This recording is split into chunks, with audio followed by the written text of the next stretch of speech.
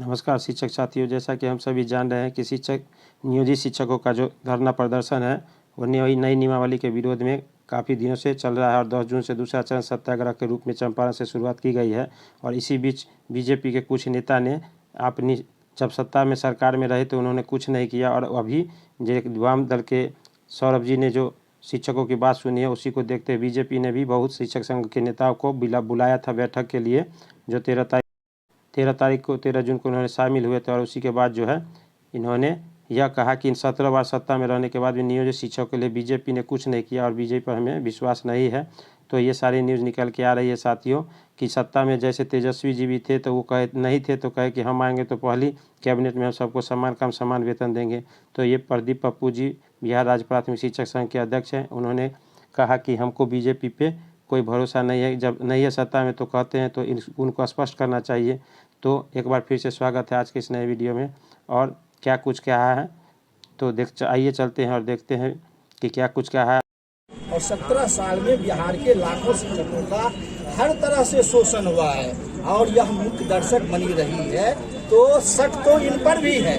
और यह अगर आज कर रही है तो करके पहले दिखाना पड़ेगा कि हम शिक्षक के लिए, शिक्षकों के हित के लिए सत्ता में रह के तो कई किए नहीं, अब सत्ता से अलग है तो अब शिक्षकों के लिए कर रहे हैं कि फिर सत्ता में आने के लिए कर रहे हैं, ये तो वो बताएंगे। लेकिन मुझे ये तो पूरे बिहार में जो भी राजनीतिक पार्टी है, दुर्भाग्य ये है बिहार का कि हर लोगों को, खास करके शिक्षकों को वोट राजनीति का एक बड़ा स्तंभ बना लिया है। जब राजद सत्ता में नहीं थी तो सत्ता में आने के लिए वह कहती थी हमारी सरकार बनेगी तो हमारा कैबिनेट का पहला फैसला होगा कि समान काम समान वेतन और शिक्षक कर्मचारियों के लिए पुरानी पेंशन देंगे। सत्ता में आई, चुप हो गए। आज जो सत्ता में नहीं है वो फिर वही बात कह रहे हैं, सत्ता में रह के जो नहीं दिया बीजेपी, वो आज कह रहे हैं कि हम सत्ता में आएंगे तो हम देंगे। तो ये कहीं ना कहीं राजनीतिक बात है। नहीं, भरोसा राजनीतिक पार्टी पर मुझे नहीं है, लेकिन अगर वो करते हैं तो भरोसा दिलाना उनका काम है। भरोसा कैसे करे? भरोसा वो दिलावे, क्योंकि हम तो उनके भी ठगे का शिकार बने।